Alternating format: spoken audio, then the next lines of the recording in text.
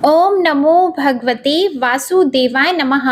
मैं हूँ वामिका और आप सभी का हमारे चैनल आध्यात्मिक सागर में हार्दिक स्वागत है। आज की भागवत कथा में आप सुनेंगे भक्ति के कष्ट की निवृत्ति और गोकर्ण उपाख्यान के आरंभ का वर्णन। नारद जी कहते हैं, अब मैं भक्ति, ज्ञान और वैराग्य को स्थापित करने के लिए प्रयत्न पूर्वक श्री शुकदेव जी के कहे हुए भागवत शास्त्र की कथा द्वारा उज्जवल ज्ञान यज्ञ करूंगा। यह यज्ञ मुझे कहाँ करना चाहिए, आप इसके लिए कोई स्थान बता दीजिए। आप लोग वेद के पारगामी हैं, इसलिए मुझे इस शुक शास्त्र की महिमा सुनाइए। यह भी बताइए कि श्रीमद् भागवत की कथा कितने दिनों में सुनानी चाहिए और उसके सुनने की विधि क्या है। सनकादि बोले, नारद जी आप बड़े विनीत और विवेकी हैं, हम आपको ये सब बातें बताते हैं। हरिद्वार के पास आनंद नामक एक घाट है, वहाँ अनेकों ऋषि रहते हैं तथा देवता और सिद्ध लोग भी उसका सेवन करते रहते हैं। भांति भांति के वृक्ष और लताओं के कारण वह बड़ा सघन है और वहाँ बड़ी कोमल नवीन बालू बिछी हुई है। वह घाट बड़ा ही सुरम्य और एकांत प्रदेश में है। वहाँ हर समय सुनहले कमलों की सुगंध आया करती है।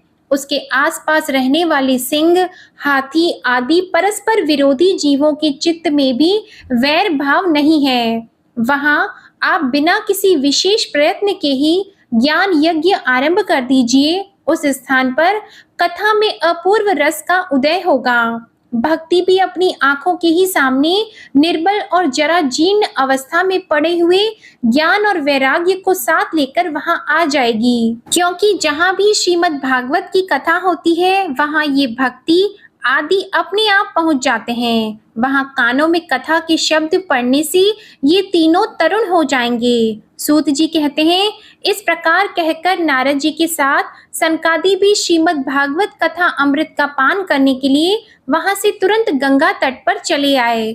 जिस समय वे तट पर पहुंचे, भूलोक, देवलोक और ब्रह्मलोक सभी जगह इस कथा का हल्ला हो गया। जो जो भगवत कथा के रसिक विष्णु भक्त थे, वे सभी श्रीमद् भागवत अमृत का पान करने के लिए सबसे आगे दौड़कर आने लगे। भृगु, वशिष्ठ, च्यवन, गौतम, योगेश्वर, व्यास और पाराशर और जहनु आदि सभी प्रधान प्रधान मुनिगण अपने अपने पुत्र, शिष्य और स्त्रियों समेत बड़े प्रेम से वहां आए। इनके सिवा वेद, वेदांत, मंत्र, तंत्र, 17 पुराण और 6 शास्त्र भी मूर्तिमान होकर वहां उपस्थित हुए। गंगा आदि नदियां, पुष्कर आदि सरोवर, कुरुक्षेत्र आदि समस्त क्षेत्र, सारी दिशाएं, दंडक आदि वन, हिमालय आदि पर्वत तथा देव, गंधर्व और दानव आदि सभी कथा सुनने चले आए। जो लोग अपने गौरव के कारण नहीं आए, महर्षि भृगु उन्हें समझा बुझाकर ले आए। तब कथा सुनाने के लिए दीक्षित होकर श्री कृष्ण परायण सनकादि नारद जी के दिए हुए श्रेष्ठ आसन पर विराजमान हुए। उस समय सभी श्रोताओं ने उनकी वंदना की। श्रोताओं में वैष्णव, विरक्त, सन्यासी और ब्रह्मचारी लोग आगे बैठे और उन सबके आगे नारद जी विराजमान हुए। एक और ऋषिगण, एक और देवता, एक और वेद और उपनिषद आदि तथा एक और तीर्थ बैठे और दूसरी ओर स्त्रियां बैठी। उस समय सब ओर जय जयकार, नमस्कार और शंखों का शब्द होने लगा और अबीर, गुलाल, खील एवं फूलों की खूब वर्षा होने लगी। कोई कोई देवश्रेष्ठ तो विमानों पर चढ़कर वहां बैठे हुए सब लोगों पर कल्प वृक्ष के पुष्पों की वर्षा करने लगे। सूत जी कहते हैं, इस प्रकार पूजा समाप्त होने पर जब सब लोग एकाग्रचित्त हो गए, तब सनकादि ऋषि महात्मा नारद को श्रीमद् भागवत का महात्म्य स्पष्ट करके सुनाने लगे। सनकादि ने कहा, अब हम आपको इस भागवत शास्त्र की महिमा सुनाते हैं। इसके श्रवण मात्र से मुक्ति हाथ लग जाती है। श्रीमद् भागवत की कथा का सदा सर्वदा सेवन, आस्वादन करना चाहिए। इसके श्रवण मात्र से श्री हरि हृदय में आ विराजते हैं। इस ग्रंथ में 18,000 श्लोक और 12 स्कंद हैं तथा श्री शुकदेव और राजा परीक्षित का संवाद है। आप यह भागवत शास्त्र ध्यान देकर सुनिए। यह जीव तभी तक अज्ञानवश इस संसार चक्र में भटकता है, जब तक क्षण भर के लिए भी कानों में इस शुक्ल शास्त्र की कथा नहीं पढ़ती। बहुत से शास्त्र और पुराण सुनने से क्या लाभ है? इससे तो व्यर्थ का भ्रम बढ़ता है। मुक्ति देने के लिए तो एकमात्र भागवत शास्त्र ही गरज रहा है। जिस घर में नित्य प्रति श्रीमद् भागवत की कथा होती है वह तीर्थ रूप हो जाता है और जो लोग उसमें रहते हैं उनके सारे पाप नष्ट हो जाते हैं। हजारों अश्वमेध और सैकड़ों वाजपेयी यज्ञ इस शुक्ल शास्त्र की कथा का 16वां अंश भी नहीं हो सकते। तपोधनों, जब तक लोग अच्छी तरह श्रीमद् भागवत का श्रवण नहीं करते तभी तक उनके शरीर में पाप निवास करते हैं। फल की दृष्टि से इस शुक्ल शास्त्र कथा की समता गंगा, गया, काशी, पुष्कर या प्रयाग कोई तीर्थ भी नहीं कर सकता। यदि आपको परम गति की इच्छा है तो अपने मुख से ही श्रीमद् भागवत के आधे अथवा चौथाई श्लोक का भी नित्य पूर्वक पाठ कीजिए या श्रवण कीजिए। ओमकार, गायत्री, पुरुष सूक्त, तीनों वेद, श्रीमद् भागवत, ओम नमो भगवते वासुदेवाय, यह 12 अक्षर मंत्र 12 मूर्तियों वाले सूर्य भगवान, प्रयाग, संवत्सर रूप, काल, ब्राह्मण, अग्निहोत्र, गौ, द्वादशी तिथि, तुलसी, वसंत ऋतु और भगवान पुरुषोत्तम, इन सब में बुद्धिमान लोग वस्तुतः कोई अंतर नहीं मानते। जो पुरुष अहर्निश अर्थ सहित श्रीमद् भागवत शास्त्र का पाठ करता है उसके करोड़ों जन्मों का पाप नष्ट हो जाता है, इसमें तनिक भी संदेह नहीं है। जो पुरुष नित्य प्रति भागवत का आधा या चौथाई श्लोक भी पढ़ता है उसे राजसूय और अश्वमेध यज्ञों का फल मिलता है। नित्य भागवत का पाठ करना, भगवान का चिंतन करना, तुलसी को सींचना और गौ की सेवा करना, ये चारों समान है। जो पुरुष अंत समय में श्रीमद् भागवत का वाक्य सुन लेता है उस पर प्रसन्न होकर भगवान उसे वैकुंठ धाम देते हैं। जो पुरुष इसे सोने के सिंहासन पर रखकर विष्णु भक्त को दान करता है वह अवश्य ही भगवान का सायुज्य प्राप्त करता है। जिसने इस शुक्ल शास्त्र के थोड़े से भी वचन नहीं सुने वह पाप आत्मा तो जीता हुआ ही मुर्दे के समान है। पृथ्वी के भार स्वरूप उस पशु तुल्य मनुष्य को धिक्कार है। यौ स्वर्ग लोक में देवताओं में प्रधान इंद्र आदि कहा करते हैं। संसार में श्रीमद् भागवत की कथा का मिलना अवश्य ही कठिन है। जब करोड़ों जन्मों का पुण्य होता है तभी इसकी प्राप्ति होती है। नारद जी, आप बड़े ही बुद्धिमान और योग निधि हैं। आप प्रयत्न पूर्वक कथा का श्रवण कीजिए। इसे सुनने के लिए दिनों का कोई नियम नहीं है। इसे तो सर्वदा ही सुनना अच्छा है। इसे सत्य भाषण और ब्रह्मचर्य पालन पूर्वक सर्वदा ही सुनना श्रेष्ठ माना गया है।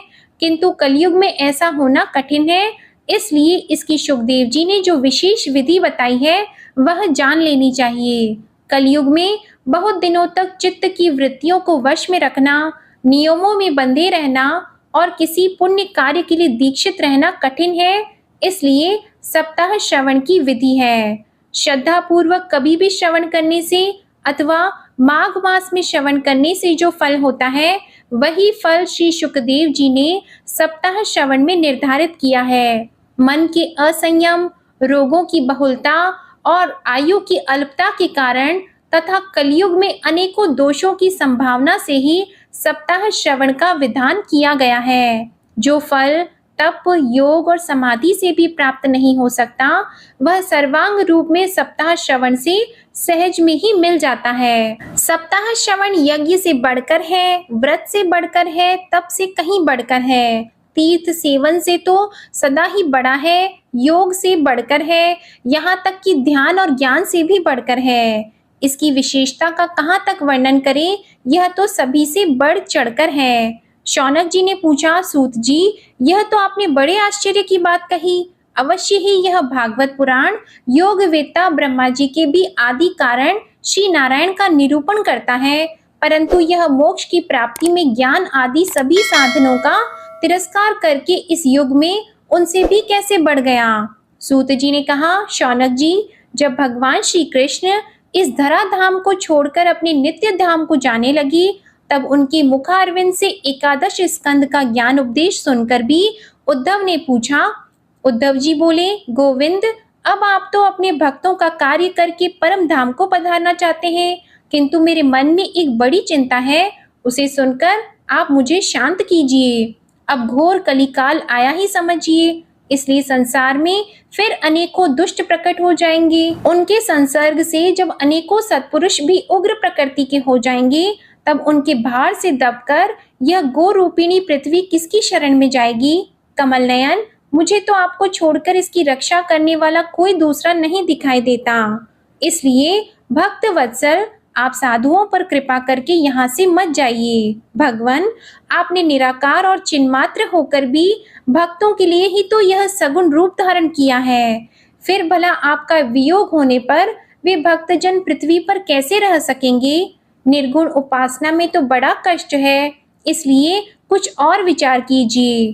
प्रभास क्षेत्र में उद्धव जी के ये वचन सुनकर भगवान सोचने लगे कि भक्तों के अवलंब के लिए मुझे क्या व्यवस्था करनी चाहिए।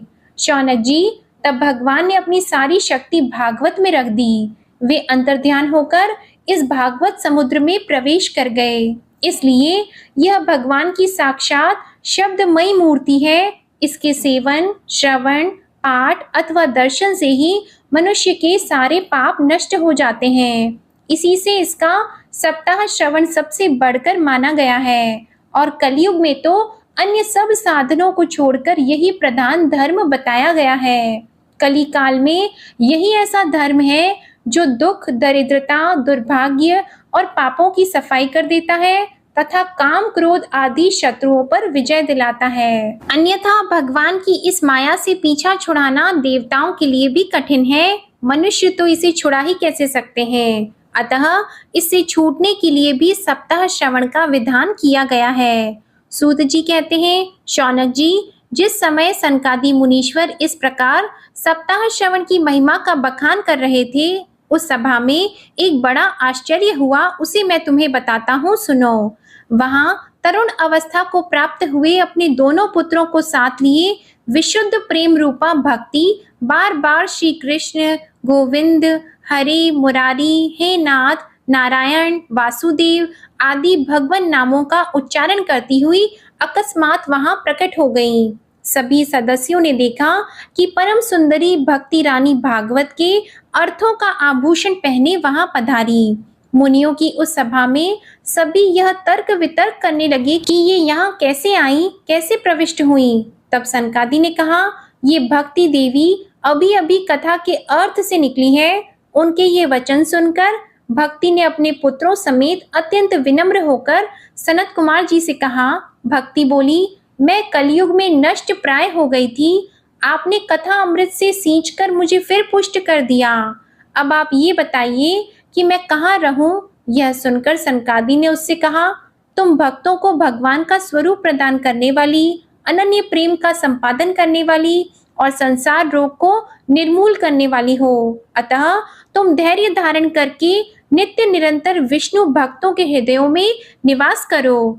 ये कलयुग के दोष भले ही सारे संसार पर अपना प्रभाव डालें, किंतु वहां तुम पर इनकी दृष्टि भी नहीं पड़ सकेगी। इस प्रकार उनकी आज्ञा पाते ही भक्ति तुरंत भगवत भक्तों के हृदयों में जा विराजी।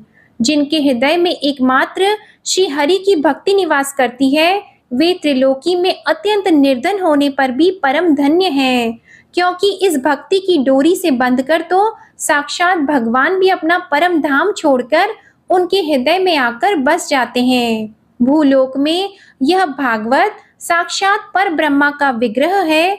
हम इसकी महिमा कहाँ तक वर्णन करें। इसका आश्रय लेकर इसे सुनाने से तो सुनने और सुनाने वाले दोनों को ही भगवान श्री कृष्ण की समता प्राप्त हो जाती है। अतः इसे छोड़कर अन्य धर्मों से क्या प्रयोजन है। सूत जी कहते हैं, मुनिवर, उस समय अपने भक्तों के चित्त में अलौकिक भक्ति का प्रादुर्भाव हुआ देखकर भक्त वत्सल श्री भगवान अपना धाम छोड़कर वहां पधारे। उनके गले में वनमाला शोभा पा रही थी। श्री अंग सजल जलधर के समान श्याम वर्ण था। उस पर मनोहर पीतांबर सुशोभित था। कटी प्रदेश करधनी की लड़ियों से सुसज्जित थी। सिर पर मुकुट की लटक और कानों में कुंडलों की झलक देखते ही बनती थी। वे त्रिभंग ललित भाव से खड़े हुए चित्त को चुराए लेते थे। वक्ष स्थल पर कौस्तुभ मणि दमक रही थी। सारा श्री अंग हरि चंदन से चर्चित था। उस रूप की शोभा क्या कहें। उसने तो मानो करोड़ों कामदेवों की रूप माधुरी छीन ली थी। वे परम आनंद चिन्मूर्ति मधुराति मधुर मुरलीधर ऐसी अनुपम छवि से अपने भक्तों के निर्मल चित्तों में आविर्भूत हुए। भगवान के नित्य लोक निवासी लीला परिकर उद्धव आदि वह गुप्त रूप से उस कथा को सुनने के लिए आए हुए थे। प्रभु के प्रकट होते ही चारों ओर जय हो की ध्वनि होने लगी। उस समय भक्ति रस का अद्भुत प्रवाह चला। बार बार अबीर गुलाल और पुष्पों की वर्षा तथा शंख ध्वनि होने लगी। उस सभा में जो लोग बैठे थे उन्हें अपने देह गेह और आत्मा की भी कोई सुध न रही।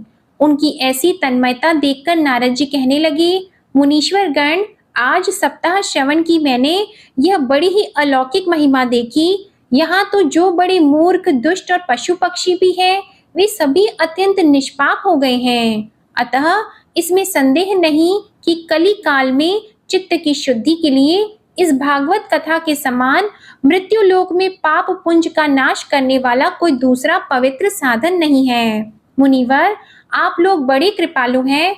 आपने संसार के कल्याण का विचार करके यह बिल्कुल निराला ही मार्ग निकाला है। आप कृपया यह तो बताइए कि इस कथा रूप सप्ताह यज्ञ के द्वारा संसार में कौन कौन लोग पवित्र हो जाते हैं। सनकादि ने कहा, जो लोग सदा तरह तरह के पाप किया करते हैं, निरंतर दुराचार में तत्पर रहते हैं और उल्टे मार्गों से चलते हैं, तथा जो क्रोध अग्नि से जलते रहने वाले कुटिल और काम परायण हैं, वे सभी इस कलयुग में सप्ताह यज्ञ से पवित्र हो जाते हैं।